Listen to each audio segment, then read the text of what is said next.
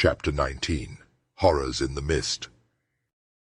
Queen roused from her self-induced state of slumber, her senses slowly reawakening as if emerging from a long, dreamless sleep. She blinked her eyes open, letting them adjust to the dimly lit interior of the transportation pod.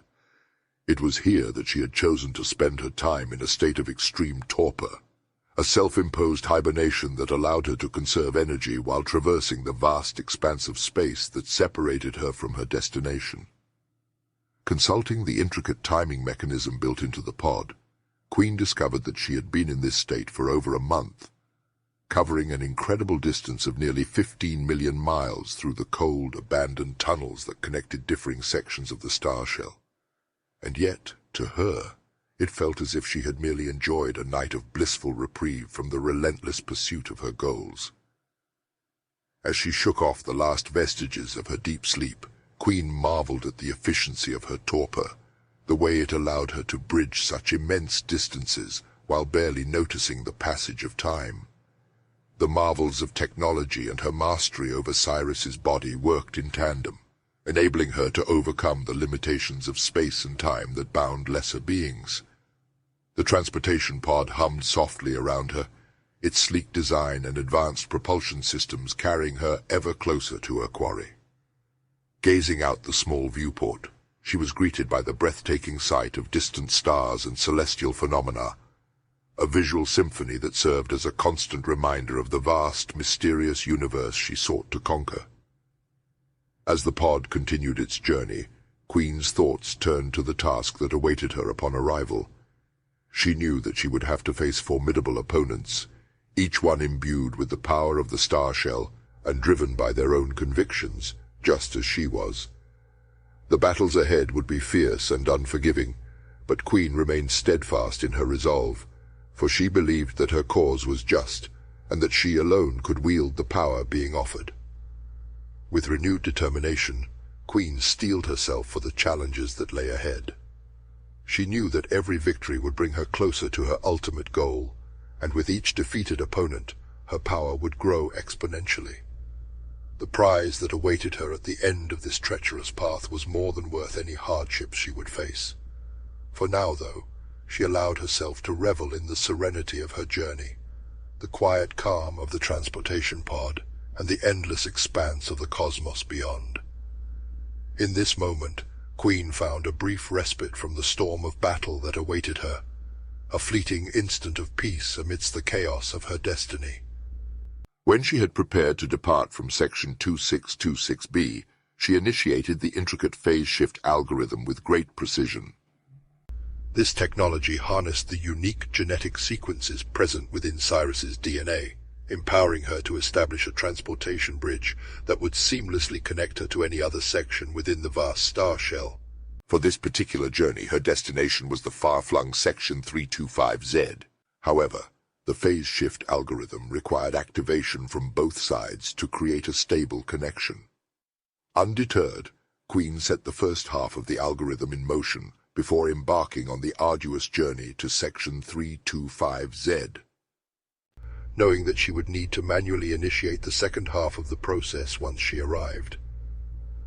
Fully rested and determined, she sought out the console that would allow her to activate the second half of the phase shift algorithm. With a few deft movements, Queen manipulated the sleek interface, inputting the necessary coordinates and setting the algorithm into motion. As the process began, she felt a surge of anticipation, knowing that the successful completion of the transportation bridge would bring her one step closer to her ultimate goal. As the second half of the phase shift algorithm activated, the air within the chamber seemed to shimmer and warp, as if the fabric of reality itself was being stretched and molded to her will. Finally, the transportation bridge was complete, its entrance materializing before Queen like a shimmering, translucent doorway. Beyond its threshold lay the familiar surroundings of Section 2626B, now instantly accessible from this remote location. Queen marveled at the technology's elegance and power, the culmination of millennia of research and development now at her fingertips. With the transportation bridge fully operational, she knew that her mission was far from over, but the successful activation of the phase shift algorithm had provided her with a crucial advantage in the battles to come. Each section within the vast expanse of the star shell was identical in size, meticulously designed to be no larger nor smaller than its 2 million counterparts. The dimensions of these sections were strikingly similar to those of the ancient ancestral planet where Cyrus's people had originated. In stark contrast to the serene, grass-covered prairies of Cyrus's home section, the landscape of Section 325Z offered a vastly different and more treacherous environment. A dense, ethereal mist enveloped the entire region, lending an air of mystery and danger to the surroundings. It clung to every surface, obscuring vision and masking the true nature of the terrain. Beneath this veil of fog, a breathtaking panorama unfolded. A sprawling expanse of craggy mountains and jagged gorges that seemed to stretch endlessly into the distance. The sheer scale of the terrain was awe-inspiring, with towering peaks that pierced the heavens and plunged into deep, shadowy ravines. The rocky outcrops appeared to have been hewn by the hands of ancient gods, their ragged edges and treacherous slopes presenting a formidable challenge to any who dared to traverse them. Though the size of the sections remained constant, the gravitational forces within each varied, depending on the unique characteristics and creations that Legion had devised for that specific star shell plate. As Queen prepared to enter Section 325Z, she became acutely aware that the gravitational pull here was significantly weaker than what she had grown accustomed to in her previous environment. She knew that adapting to this sudden shift in gravity would pose a challenge to Cyrus's body, which had been fine-tuned to operate under vastly different conditions. With each step she took, she could feel the unfamiliar sensation of near weightlessness, as if she were navigating the surface of an alien world. As Queen left the smooth metallic tunnels of the inner workings of the star shell, she entered the cave entrance on the surface. She ventured into the new section, and if she could have truly understood the alien beauty of this world, she would have marveled at the strange and wondrous landscapes that unfolded before her. The terrain, shaped by the whims of Legion, was a tapestry of otherworldly features that seemed to defy the very laws of physics. Gradually, she could sense Cyrus's body acclimating to the altered gravity, adjusting its movements to accommodate the strange new forces at play. Queen knew that mastering this environment would be essential to her success, as each section held its own unique challenges and perils. With determination and resolve, she pressed on, ready to confront whatever obstacles lay ahead in her relentless pursuit of power. Navigating this treacherous landscape would be a Herculean task for any being not specifically adapted to the harsh environment. The mountainsides were littered with jagged rocks and precarious ledges, requiring a delicate balance of strength, agility, and endurance to traverse. The precipitous drops into the abyssal gorges below threatened to swallow up any who faltered, while the ever-present mist served to disorient and confuse even the most seasoned of adventurers.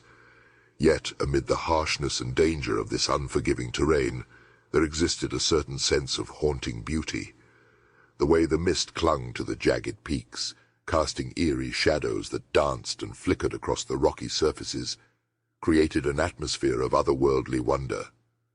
The silence that pervaded the landscape, broken only by the occasional distant cry of some unseen creature or the faint echo of shifting rocks, added an air of solemnity and reverence. In this strange, mist-covered realm, only the most resourceful, adaptable, and determined could hope to survive and navigate its many challenges. It was here that Queen found herself, ready to face the trials of this alien landscape, as she pursued her mission to conquer the other pillars and ultimately seize control of the entire star shell. In the mysterious and enigmatic region of Section 325Z, the passage of time seemed to hold little sway over the environment. There were no distinct seasons to mark the progress of the year, nor was there any noticeable variation in temperature. Instead, the entire area appeared to be locked in a perpetual state of autumn coolness, with a chilling pinch of each breeze lingering like an annoying companion. This eternal autumn lent a certain sense of melancholy to the atmosphere, as if nature itself had paused in a moment of quiet contemplation, forever suspended between the vibrancy of summer and the harshness of winter. The cool air, with its hints of decay and change, seemed to whisper secrets of the past and murmur promises of the future, yet remained ever constant and unchanging in its embrace. The peculiarities of this realm extended beyond the unvarying climate. The sky above never succumbed to the inky blackness of night, nor did it bask in the brilliant radiance of full daylight. Instead, the white dwarf star that illuminated this landscape maintained a consistent, subdued glow, its iris permanently fixed in a state of twilight. This ceaseless dusk cast a gentle, ethereal light over the region, bathing the jagged peaks and mist-shrouded valleys in a subdued, dreamlike glow. The soft illumination created an ambience of mystery and enchantment, as if the world were suspended in a state of perpetual cloud-covered full moon, caught between the realms of day and night. Shadows stretched long and indistinct across the terrain, merging with the mist to create a landscape that seemed to exist outside the boundaries of time itself. In this realm of eternal twilight and unchanging autumn, the very fabric of reality seemed to bend and twist, weaving a tapestry of wonder and intrigue. The challenges and perils of this land were heightened by the enigmatic environment, demanding not only physical prowess, but also a keen, adaptable mind to navigate its many secrets and uncertainties. In this otherworldly domain, the elements themselves seemed to conspire to further disorient and bewilder those who dared to traverse its landscapes. Unlike the familiar cycle of rainfall and sunshine experienced in more mundane regions, there was never a single drop of rain to be found in this realm. Instead, a pervasive, all-encompassing mist cloaked the entire expanse of the vast landmass. This ever-present fog lent an air of mystery and intrigue to the region, as it wrapped itself around the jagged peaks and snaked through the deep valleys, obfuscating the terrain and shrouding it in a veil of uncertainty. The mist clung to every surface, causing everything to be perpetually damp, adding to the chilling effect that permeated the air. This constant dampness created an environment that seemed to defy the very laws of nature, a place where moisture reigned supreme and dryness was but a distant memory. The peculiar properties of the mist also had a curious effect on the way sound traveled in this strange land. As noises reverberated through the fog, they became distorted and warped, echoing oddly and producing a disorienting cacophony that made it nearly impossible to determine the origin of any particular sound. This auditory confusion only served to compound the challenges faced by those attempting to navigate this labyrinthine realm, thwarting their efforts to rely on their sense of hearing to guide them through the gloom. In addition to confounding the senses, the thick swirling mist also appeared to have a disconcerting effect on one's sense of direction. The perpetual haze seemed to warp the very fabric of space itself, causing even the most experienced and seasoned traveler to become hopelessly lost within its depths. The labyrinthine nature of the terrain, combined with the disorienting properties of the mist, created a place where even the most skilled navigators could find themselves wandering aimlessly at the mercy of the enigmatic and haunting atmosphere. Queen, however, was no regular adventurer. She was an artificial intelligence that recently acquired full control of this biological meat bag that would give her the capabilities of reaching heights unknown for her kind. The constant twilight, the cold chill, the unnerving fog, even the lack of a significant gravity had almost no effect on her whatsoever. She was, and always would be, utterly focused on that single goal. Deep within the immense expanse of the star shell, a masterpiece of cosmic craftsmanship, reality itself could be reshaped by its brilliant creators, the Legion. This astronomical structure had the amazing ability to change and control the basic physics within its own world, giving its architects the power to bend nature to their desires. The unmatched level of command over the star shell's internal makeup meant that they could create and perform experiments so vast and intricate that they would be impossible anywhere else. These completely immoral experiments, held inside the perfectly designed star shell, pushed the limits of what was known and understood. Time and space, matter and energy, all became tools for the masterminds behind the star shell as they explored the reaches of their artificial universe. The experiments done in this remarkable place were free from the rules of the natural world, allowing the researchers to discover possibilities otherwise unattainable. As countless ages went by, the leftovers and outcomes of these ancient experiments started to change and grow in fascinating ways. No longer held back by the initial guidelines set by their creators, these results of scientific exploration began to develop lives of their own. From the depths of abyssal oceans, where bioluminescent creatures danced and flickered like living constellations, to the soaring peaks of colossal mountains, where hardy, sure-footed creatures defied gravity as they clung to sheer cliffs, life in the star shell displayed a dazzling array of adaptations and innovations. In the dense, vibrant ecosystems of towering ancient forests, life thrived in the form of graceful arboreal beings who effortlessly navigated the canopy, while in other sections subterranean dwellers burrowed deep beneath the surface, carving out intricate networks of tunnels and chambers in their own pursuit of survival. In this particular strange and haunting realm, life had taken a slightly different evolutionary path, one that could only be likened to the nightmare stories told by firelight to scare little boys and girls into minding their manners and trusting in the adults to protect them. In this mist-shrouded landscape lurked the dark legends of countless civilizations, each with its very own aspect of fear, anxiety, and sheer terror. As Queen's thoughts wandered, she envisioned the immense power she could wield if she were to inhabit one of the formidable creatures from this mysterious realm. Her mind swirled with the endless opportunities, as the notion of harnessing such unparalleled strength exhilarated her. There were beasts in this land that could not be imagined by those of Cyrus's kin. Beasts that were composed of completely different forms of organics. There were creatures that were hybrids of humanoids and animals, some that had the ability to fluctuate between the two. There were beasts that could only survive from drinking the blood of other creatures. There were some that were created from the basic elements themselves. That was the kind of power that she needed to get a head start on the others. Someone here had it. She needed to end them quickly.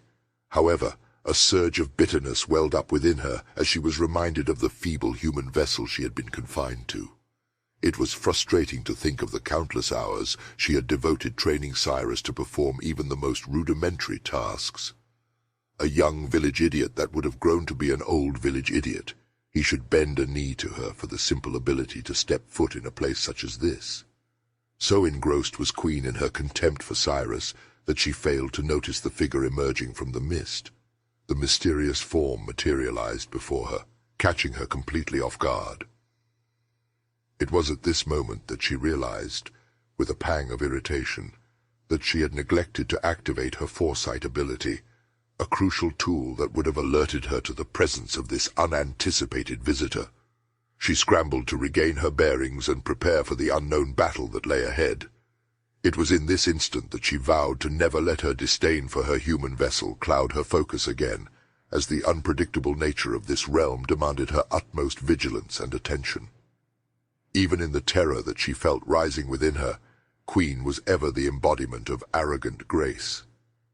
Surprised or not, nothing here could stand up to the power of her will.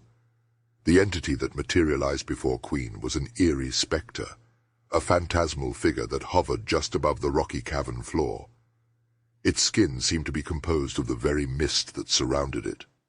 She recognized it instantly as a banshee, a legendary creature notorious for its ability to instill terror in the hearts of even the bravest warriors. The banshee's presence seemed to manipulate the very air around her, causing it to undulate and swirl, while the omnipresent mist coalesced into sinewy tendrils that reached out menacingly for Queen. As Queen stared into the ghastly visage of the ethereal banshee, she found herself transfixed by the sheer horror of the creature. Its face was a vile mockery of human beauty, twisted and distorted by an otherworldly malice that seemed to pulse beneath its translucent skin. The banshee's eyes were like bottomless pools of darkness, devoid of any warmth or compassion, and seemed to bore into Queen's very soul. As the misty appendages closed in, Queen sprang into action, her warrior instincts propelling her forward. The ensuing battle was nothing short of a maelstrom, with Queen and the banshee engaged in a ferocious dance of death, each vying for supremacy. The atmosphere pulsed with raw energy as Queen masterfully evaded the banshee's snaking tendrils and retaliated with swift, powerful strikes from her crescent blades, each blow aimed with lethal accuracy.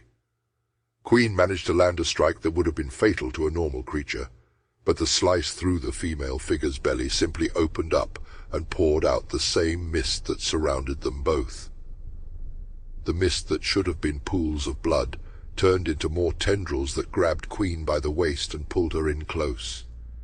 The banshee's long white hair spread out around her face as sharp claws dug their way into Queen's arms.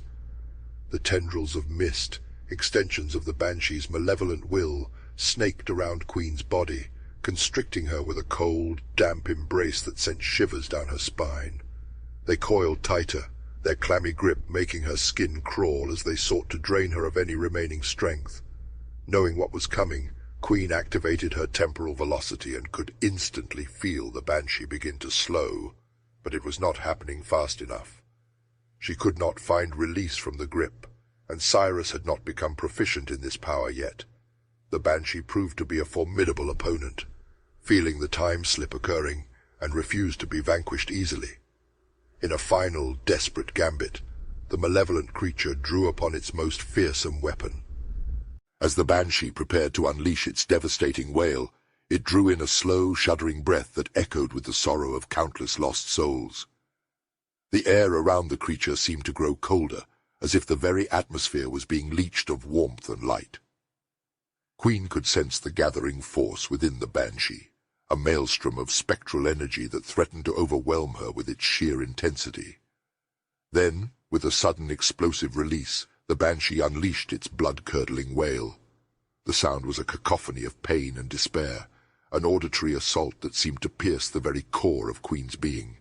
It felt as though the banshee's wail was an entity in itself, tearing through her mind, shredding her sanity, and leaving her breathless with terror.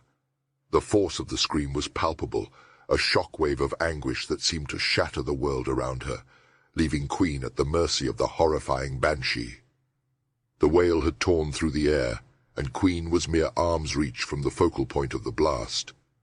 The vibrations caused her skull to shake, as a pain she had never felt before created hairline fractures that began to form in the soft metal that encased Cyrus's blood-brain barrier. She had to concentrate all of her force of will into her minor creation to stave off her face from literally melting from the power of the banshee. She had to shut down her pain receptors and reinforce one of her eyes as it began to dissolve inside her skull. Her control of the time stream had slowed down the banshee attack, but this only caused it to last longer, as she was pinned in place by the tendrils controlled by the creature. The entire incident became too much for the pathetic body of Cyrus to handle, and for the first time, Queen thought that she was going to die. The scream continued, until she no longer knew if it was the banshee making the bone-curdling cry, or if it was her own terrified voice that rang through the cave. The fractures in the material that was the physical embodiment of her AI programming began to break apart, effectively shutting down Queen's control of Cyrus's body. Cyrus found himself adrift in the endless expanse of his own consciousness, a vast and intricate web of thoughts, memories, and knowledge. Within this mental realm, he was but a mere spectre, a disembodied awareness attempting to navigate the labyrinthine recesses of his own mind. He pressed onward, seeking solace and understanding near the fracture that had appeared within his psyche. The richness of knowledge that filled this internal world was like a beacon in the darkness, providing Cyrus with a sense of comfort and warmth akin to the flickering glow of a hearth fire on a moonless, frost-bitten night. Despite his lack of a corporeal form, Cyrus felt as though he was physically present, leaning against the jagged edge of a chasm in his mind, a fissure that seemed to cut through the very bedrock of his mental foundation. With each passing moment, he drew more and more information from the depths of Queen's programming, unraveling the intricate tapestry of thoughts and ideas that had been woven throughout her strange existence. As he sifted through the trove of facts and principles, he found that each answer he uncovered only served to lead him down a winding path of more questions.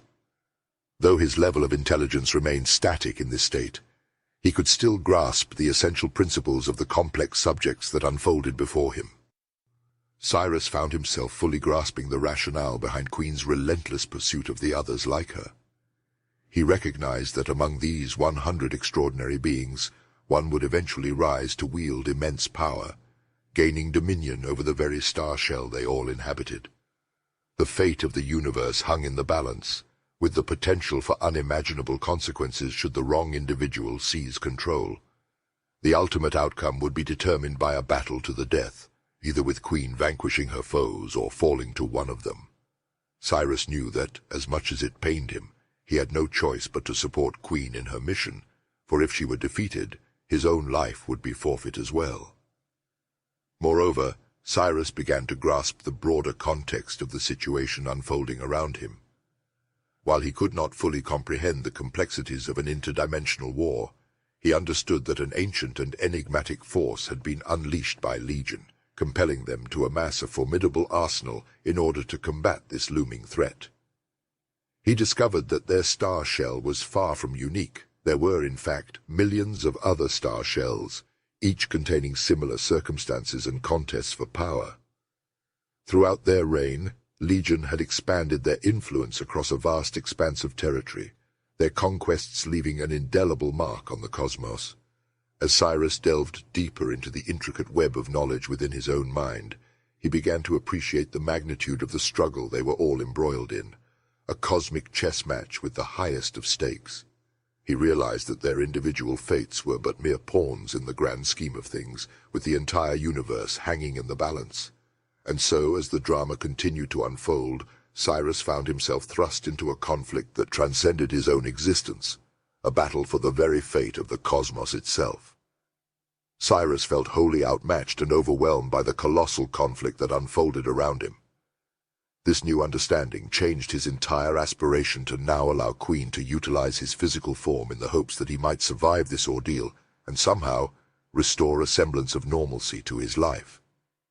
His deepest desires revolved around reuniting with his family and rescuing his mother, not becoming a legendary warrior tasked with the monumental responsibility of saving the universe. He yearned to communicate these thoughts to Queen, but he remained trapped within the shadows of his own mind, unable to reach her. As Cyrus entertained these thoughts, a sudden shudder rippled through the darkness, capturing his undivided attention.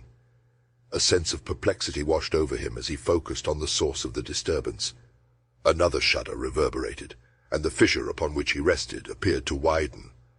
To his astonishment, this development granted him increased access to the wealth of knowledge before him. His mental acuity sharpened, and the once faint flicker of a campfire in his mind's eye blazed into a roaring bonfire.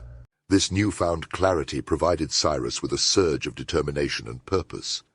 He recognized that while he might not have sought to become a savior of the universe, he now found himself inextricably entwined in a struggle that demanded his participation. In the face of such overwhelming odds, he could not afford to cower in the shadows, dwelling on his inadequacies. Instead, he resolved to harness the vast knowledge now at his disposal and use it to navigate the treacherous path that lay ahead in pursuit of the life he so desperately craved. To find peace, he would have to rage in battle. Another tremor rippled through the darkness, and Cyrus felt himself plunging into the chasm he had been striving to reach. His shadowy world spiraled into a disorienting and unsettling vertigo, akin to the sensation of falling one might experience during a fleeting moment of sleep, only to awaken in a state of panic. But Cyrus did not awaken. Instead, he continued to plummet through the void. Abruptly, his descent halted, and Cyrus opened his eyes to confront a nightmarish vision. He found himself face to face with a ghastly spectral visage that seemed to exude pure loathing and contempt for him. Devoid of all emotion save for this burning disdain, the phantom's countenance sent a shiver down his spine. Disoriented and alarmed, Cyrus had no inkling of his whereabouts or the circumstances that had brought him to this horrifying encounter. The monstrous apparition gripping Cyrus appeared equally perplexed by his sudden manifestation before her. This moment of confusion on the part of the beast could have offered Cyrus a brief opportunity to collect his thoughts and assess the situation, but it did not. Every thought had left his mind. The sheer terror of the monstrous face before him made him seriously doubt the validity of Queen's insistence that demons were not an actuality. He did, however, take this time to piss himself. At the smell of urine, the creature seemed to regain its composure, and direct its full malevolence toward him. With his heart racing, and nothing but terror surging through his veins, Cyrus closed his eyes and stiffened himself for the death blow that was sure to follow. In an instant, Cyrus found himself soaring through the impenetrable darkness, propelled by the disgusted and forceful throw of the creature. He braced for impact as he collided with a solid stone wall and anticipated the painful descent down its rough surface. However, to his surprise, he was gently lowered to the ground as though guided by an invisible hand. The sensation was bizarre, leaving him disoriented and puzzled in the all-consuming blackness that surrounded him. Concentrating his thoughts on the invaluable temporal goggles, Cyrus managed to summon them onto his face. As the goggles materialized, the inky darkness gave way to a clearer view of his surroundings. He discovered that he was inside a cavernous chamber, its walls etched with the passage of time and untold secrets. His gaze locked onto the horrifying spectral figure approaching him through the gloom. It was the only light source and glowed like a beacon through the goggles. He felt his own power, the temporal velocity attached to it, though its progress was slowed. Cyrus knew that he had only a limited window to assess his situation and determine his next move. The ghostly apparition's terrible visage sent a shudder down his spine, its haunting eyes boring into his very soul. Yet despite the fear that threatened to consume him, Cyrus felt a spark of determination ignite within his heart. With every step the malevolent spirit took, the air grew colder, and the oppressive atmosphere in the cave intensified. Time seemed to crawl as the beast drew nearer, its otherworldly presence sending ripples of dread through the very fabric of the chamber. Cyrus understood that he was in a desperate race against time, and that he had to rely on his wits and the power of the temporal goggles to overcome this ghastly adversary. The cave, with its vast expanse, provided ample space for Cyrus to maneuver past the spectral being. However, he hesitated, unsure whether running would plunge him deeper into the cavern's maze, or guide him towards a much-needed exit. The unsettling realization that he was utterly disoriented in this subterranean world weighed heavily on his mind. Not willing to leave his fate to chance, Cyrus conjured up his location map, which materialized in the top right corner of his field of vision. With a sigh of relief, he found that the cave twisted and turned, eventually leading to an entrance that did not require him to confront the nightmarish creature directly. The cavern's walls glistened with moisture, casting eerie reflections of his surroundings as the map guided him through the labyrinth. The air was damp and heavy, burdening his lungs with every breath, while the echo of dripping water reverberated throughout the chamber. The cave's geological features, stalactites and stalagmites, loomed overhead and underfoot, creating a treacherous, shadowy landscape that demanded his utmost attention. Cyrus knew he had to tread carefully, avoiding the attention of the ghastly apparition while navigating the winding passageways that led to freedom.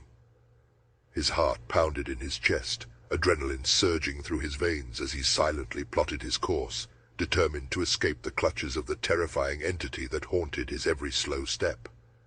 The cave seemed to stretch on endlessly, its winding passages taunting him with the promise of escape just beyond his reach.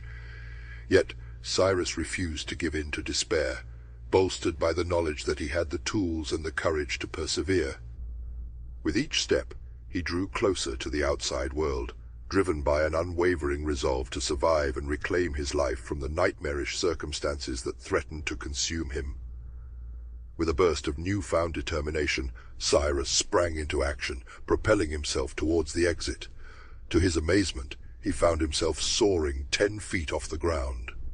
Disoriented, but undeterred, Cyrus struggled to understand this bewildering turn of events while maintaining his focus on the task at hand, escaping the clutches of the malevolent spirit that pursued him with relentless intent.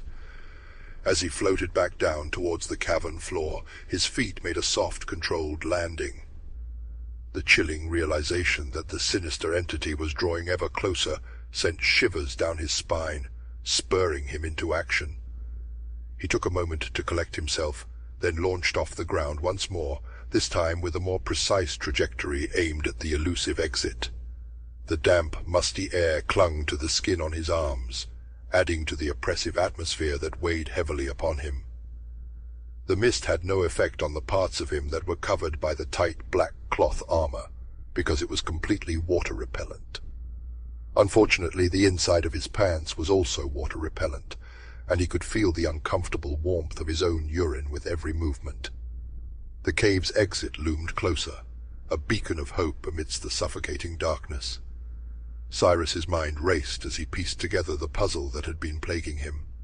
The unusual gravity of this mysterious place was the key to understanding his newfound agility. He felt a sense of relief and gratitude that he had quickly adapted to these peculiar conditions, which had been instrumental in his daring escape. As he continued his gravity-defying leaps and bounds, Cyrus grew more adept at propelling himself from one wall to the next, each time landing on his feet with the precision of a seasoned gymnast. The sinister presence of his relentless pursuer gradually faded into the distance, leaving only the echo of its malevolent intentions lingering in the air.